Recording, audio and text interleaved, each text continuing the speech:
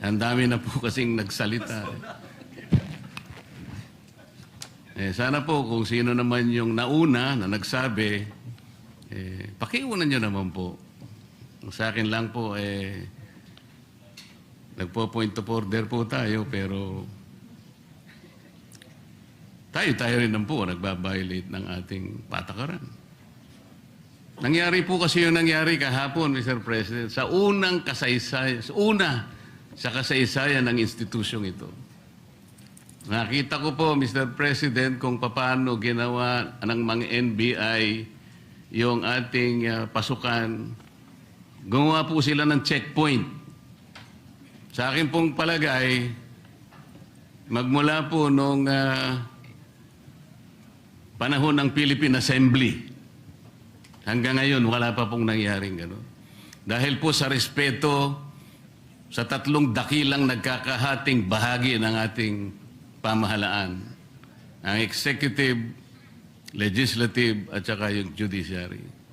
Ngayon lamang po nagkaroon ng ganitong insidente kung paano niyurakan ang dangal ng institusyon na tayo pa po ang naririto.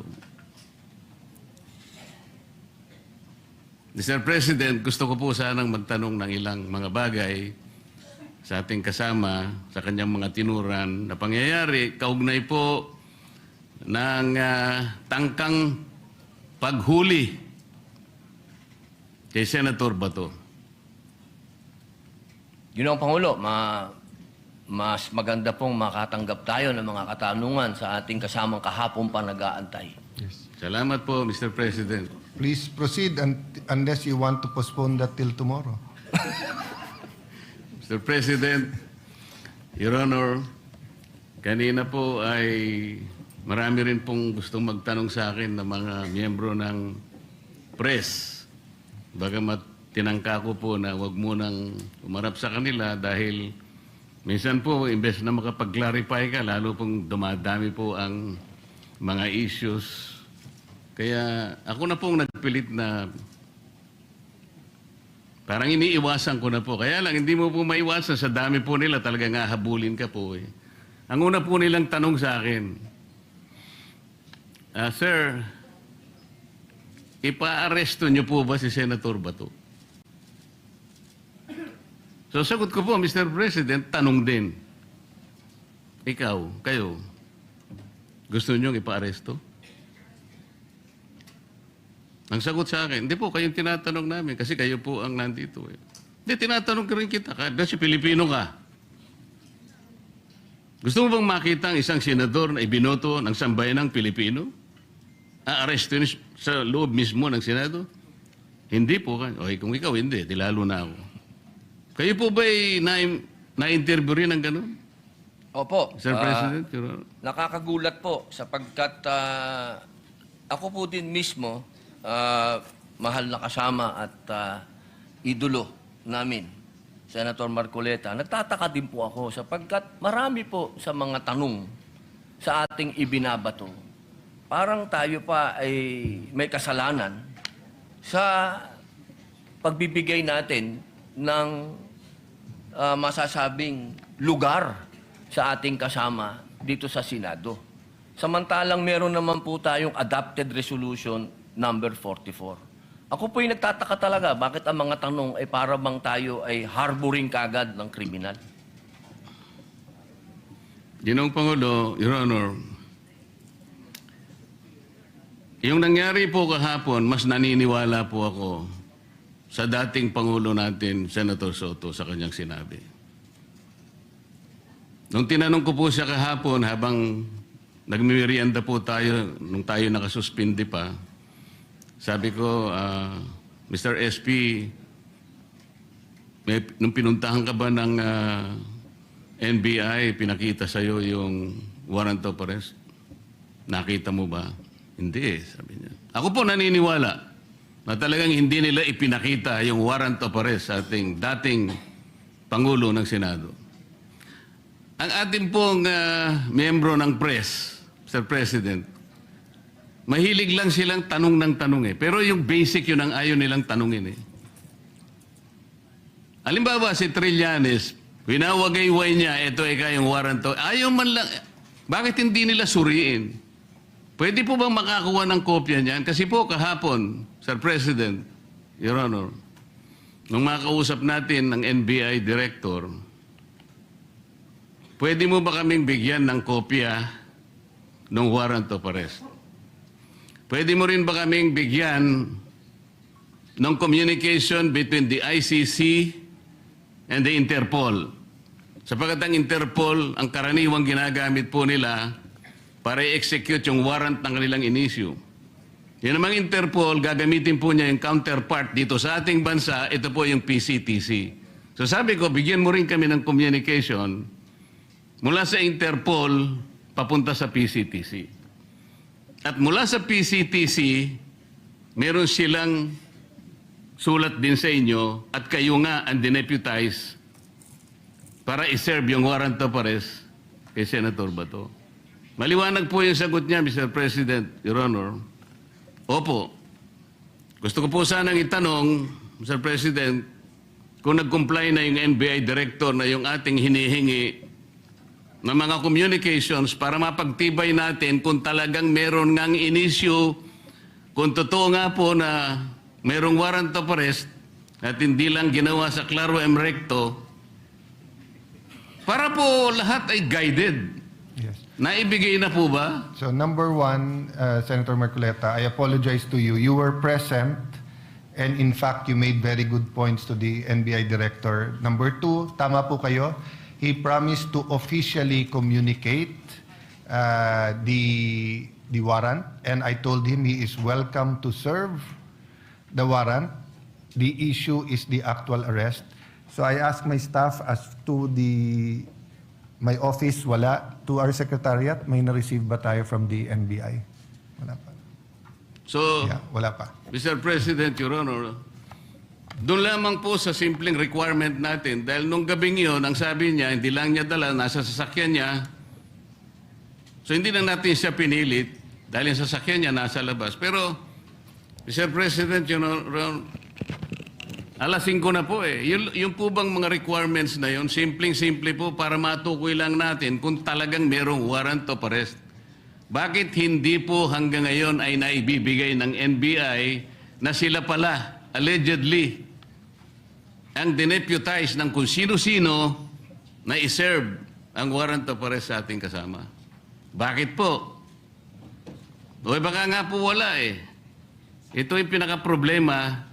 Ang dami pong kumakalat na issue sa labas, tinatago raw natin, meron pa pong nagsabi, kung sino-sino, na yung pagkup-kup daw po natin, yung ginamit natin, yung inadapt nating resolution number 44, sabi ni Trillanes, obstruction of justice. Yan po yung mga pinagsasasabi nila. Your Honor, alam niyo po ba yung statement ng Permanent Mission of the Republic of the Philippines sa United Nations noong 79th session of the UN General Assembly?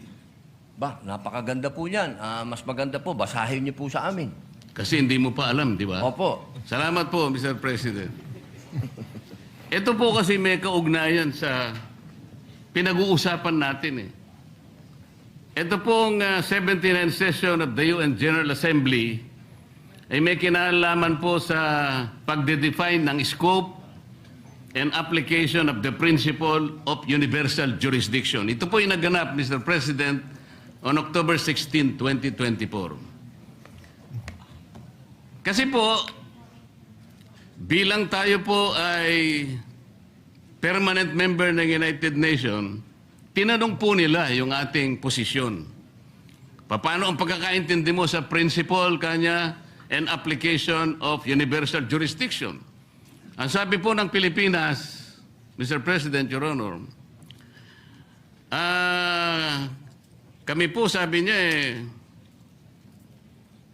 the general rule is that jurisdiction is territorial. Universal jurisdiction is an exception grounded on the need to preserve international order. Tama naman po yun eh. Ang pinag-uusapan po na, Sinight po ng ating gobyerno, Mr. President, yung Section 17 ng Republic Act number 9551. At sinasabi po nila doon, sabi po ng ating permanent mission, Section 17 of RA number 9851 specifically provides for the Philippine jurisdiction over persons, whether military or civilian, suspected or accused of a crime defined and penalized under Republic Act 1951, regardless where the crime is committed. Sa mga tweet, tayo na po ang nagsabi sa United Nations na tayo po yung merong jurisdiction. At sinama pa nga po yung Section 18 na kung saan ang Regional Trial Court po ang merong jurisdiction. Primary and exclusive jurisdiction. Kanina po, Mr. President, Your Honor, binanggit po ninyo, yung warrant of arrest kasi kanya galing sa korteng hindi sa domestic nanggaling. Nanggaling naman talaga raw sa ICC. Ipagpalagay na po natin, Mr. President, na totoo nga at hindi peke yung warrant of arrest. Kunwari valid. Ang sinasabi po ng ating batas, Mr. President, isasagawa mo lang ito sang-ayon or in accordance with the extradition laws and treaties obtaining in this country. Mr. President, wala po tayong extradition treaty sa ICC for the simple reason that ICC is not a country. Wala rin po tayong treaty sapagkat nag-withdraw na po tayo sa ICC. O paano niya po i-apply yung kanilang warrant of arrest? Ang jurisdiction po ay atin na. Mr. President, Your Honor, on May 10, 2026, ang ating kasama, Senator Bato, was served a subpoena by the CIDG for the alleged crime of EJK. Ano pong ibig sabihin nun, Mr. President? Yung pag-serve po ng subpoena, na-operationalize na po, active na po yung kaso, kahit nasa investigative and prosecutorial stage pa lang, ibig sabihin, our National Prosecution Service is already actively on the case. Paano po papasok ang ICC? The core function of the ICC, Mr. President, is under the principle of complementarity. Ibig sabihin, kung meron pong local court na gumagawa na po ng kanilang tungkulin, wala na pong pakialam ang ICC. Nang nangyari po, aktibo na pong pinupurso ang kaso, allegedly, EJK sa ating kasamahan. Papasok pa uli ang ICC. Sarili po ba nilang prinsipyo ay kanilang babaliwalain? Papayag ka pa doon, Mr. President, Your Honor?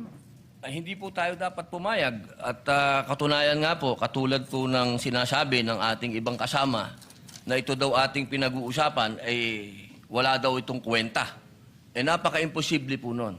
Sapagkat itong ating pinag-uusapan, katulad po ng sinasabi ninyo, ay soberenya ito ng Pilipinas. Kung sa paniwala po nila, ay hindi. Pero sa paniwala po natin, sayang yung bandila na yan kung tayo po ay magpapasakop sa isang korte lamang na hindi naman isang bansa at uutusan tayo na isuko ang isang senador sa kanila. Salamat po sa inyong sagot, Mr. President, Your Honor.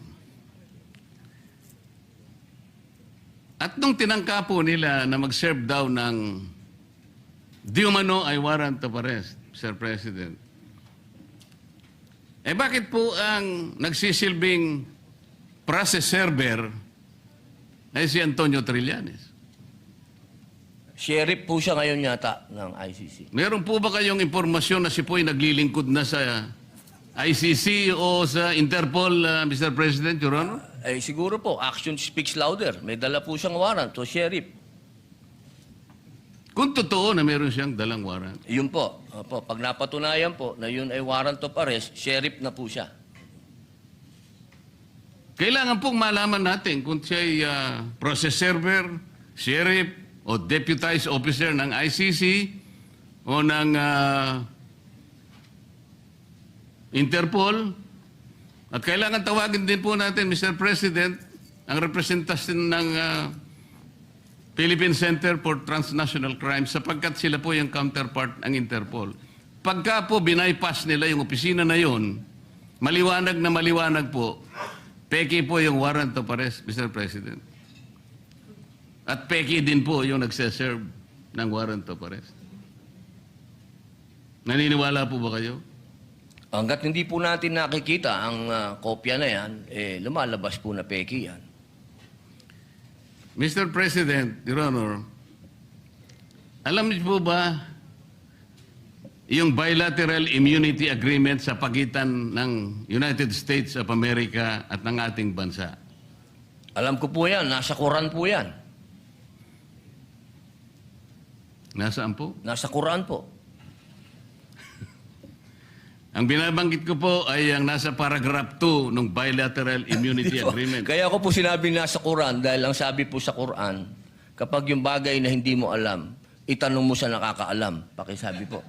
Opo. Hindi po, tinatanong ko lang naman po kung alam ninyo kasi kung alam na ninyo, hindi na po ako magtatanong. Di po, kaya ipaalam nyo na po sa amin. Ayan.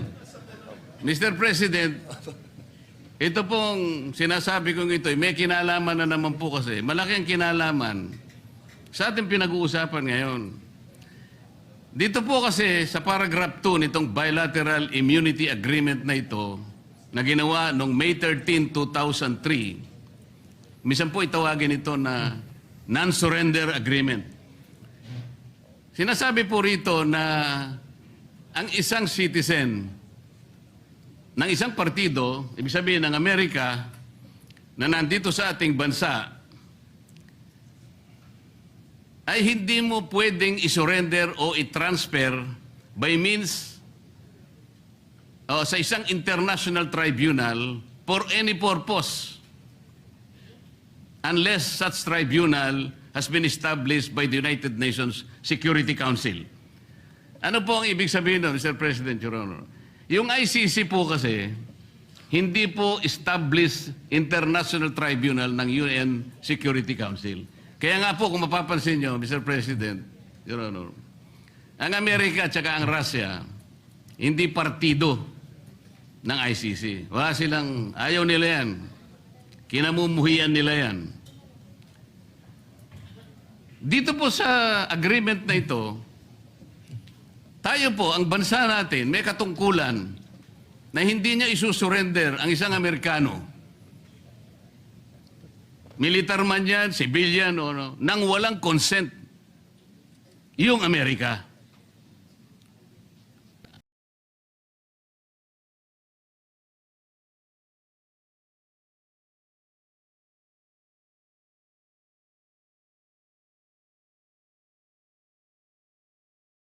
Ano po yung recognize ng UN Security Council? Pero tayo, senador, Pilipino, meron siyang mandato sa ating mga mamamayan.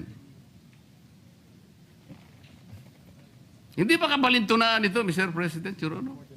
Opo, tama po kayo. Yan po ay ibinoto po yan ng taong bayan. Katulad po ni Senator Bato, 20 million po ang bumoto dyan.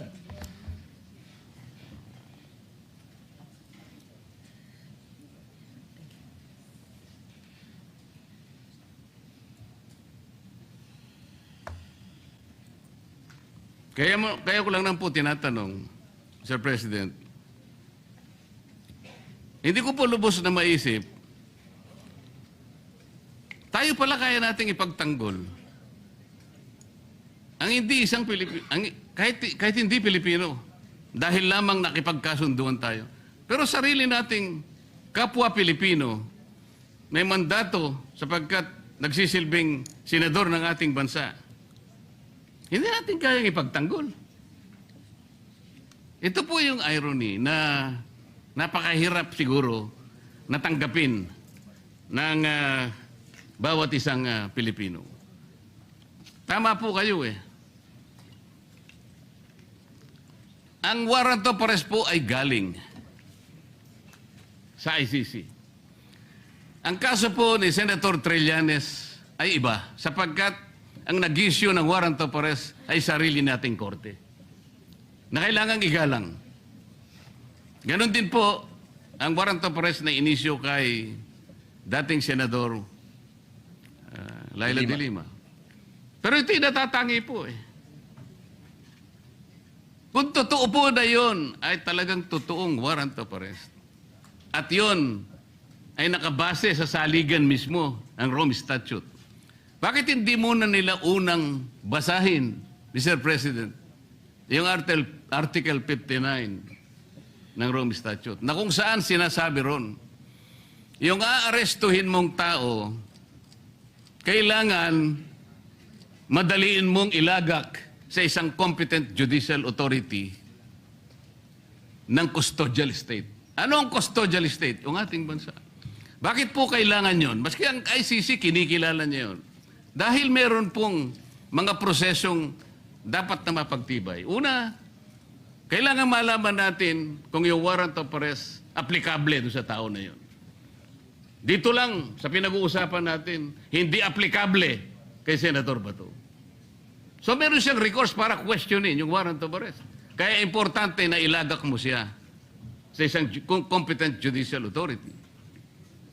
Ang isa pang kinakailangan mong maisaalang-alang doon, Mr. President, Your Honor, ay kailangan yung proseso ay naigalang lahat.